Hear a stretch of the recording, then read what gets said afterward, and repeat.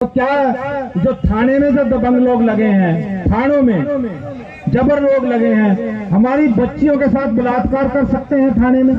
जो दबंग लोग हैं, जो मनुवादी लोग हैं, जो ब्राह्मणवादी लोग हैं, इस देश के प्रजातंत्र को लगातार कमजोर करने की कोशिश कर रहे हैं। कुछ लोग तो हिंदू राष्ट्र स्थापित करने की बात भी कर रहे हैं।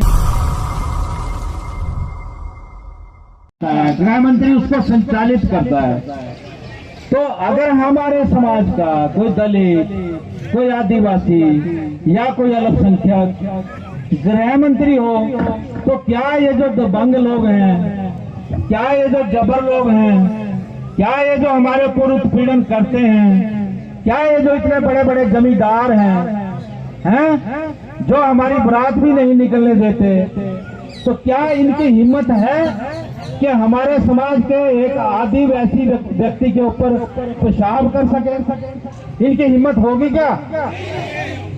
और क्या इनकी हिम्मत होगी कि जितेंद्र मेघवाल राजस्थान में जिसने मूछें रख ली, उसकी गर्दन काट सके, उसको उसकी हत्या कर सके, या फिर किसी छोटे बच्चे को थप्पड़ मार के क्योंकि उसने घड़े को टच कर लिया है उसकी हत्या कर सके?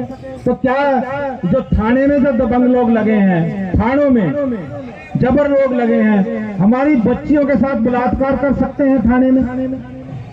तो मेरी ये राष्ट्रपति महोदय से, इस देश की जनता से और बहुजन समाज की जनता से यह अपील है कि कुछ भी करो, जो मर्जी करो, संगठित हो जाओ, वोट एक जगह डालो, कोशिश करो कि हमारे समाज का कम से कम केंद्र में और हर राज्य में गृह मंत्री हमारा जरूर होना चाहिए, पुलिस हमारे अंडर जरूर होनी चाहिए।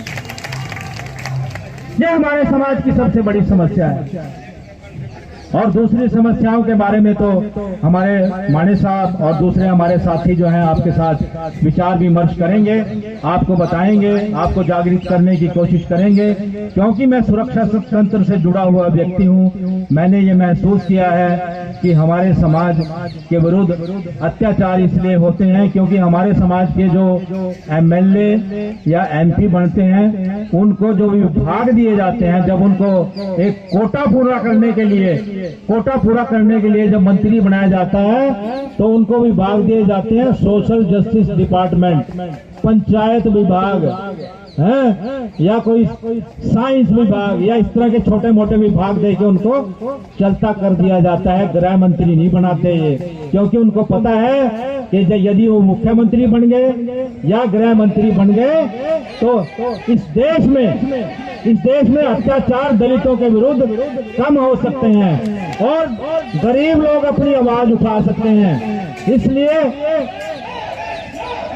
इसलिए बस मेरी इतनी सी गुजारिश है कि सभी लोग साहब कांशीराम की विचारधारा पे, साहब बाबा साहब अम्बेडकर की विचारधारा पे और महात्मा फुले की विचारधारा पे हमारे बीच इंडियन नेशनल लीग के राष्ट्रीय अध्यक्ष आदरणीय प्रोफेसर सुलेमान सैद जी पधारे हैं। तालियां बजाकर उनका स्वागत किया जाए। और भी हमारे साथ बहुत से बुद्धिजीवी साथी हमारे पास पधारे हैं। बस इससे ज्यादा मुझे और कुछ नहीं कहना है। बाबा साहब ने कहा था जिस दिन, बस एक बात है, ये 2 मिनट में खत्म कर रहा हूं, जिस दिन हमारे देश का लोकतंत्र, बाबा साहब ने अपने 1942 के भाषण में कहा था प्रजातंत्र सुरक्षित रखना है। हालांकि यद्यपि जो दबंग लोग हैं, जो मनुवादी लोग हैं, जो ब्राह्मणवादी लोग हैं, इस देश के प्रजातंत्र को लगातार कमजोर करने की कोशिश कर रहे हैं। कुछ लोग तो हिंदू राष्ट्र स्थापित करने की बात भी कर रहे हैं और बाबा साहब द्वारा निर्मित संविधान को कमजोर करने की कोशिश कर रहे हैं, प्रजातंत्र को खतरे में डालने की कोशिश कर रहे हैं। प्रजातंत्र को मजबूत रखने के लिए सबसे बड़ी बात बाबा साहब ने कही थी कि एक एक्टिव अपोजिशन का होना बहुत जरूरी है।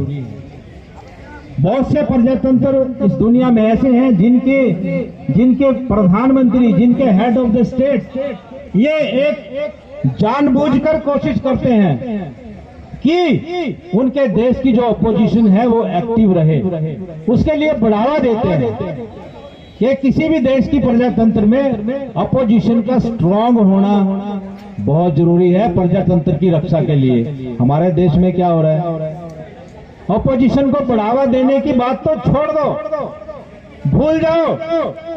यहां पर तो अपोजिशन को झूठे केसों में फंसा कर 3-3 साल तक कई निर्दोष लोगों को जेलों में डाल दिया गया है। हमारे कई सोशल एक्टिविस्ट जेल में ही सड़कर मर गए और उनके खिलाफ अब पता लगा कि जो केसेस बनाए गए थे वो झूठे थे। यहां तक कि कई हमारे सामाजिक कार्यकर्ताओं, सोशल एक्टिविस्ट के कंप्यूटर में झूठी एविडेंस डाल के, झूठे तथ्य डाल के उनके कंप्यूटर पर हमला कर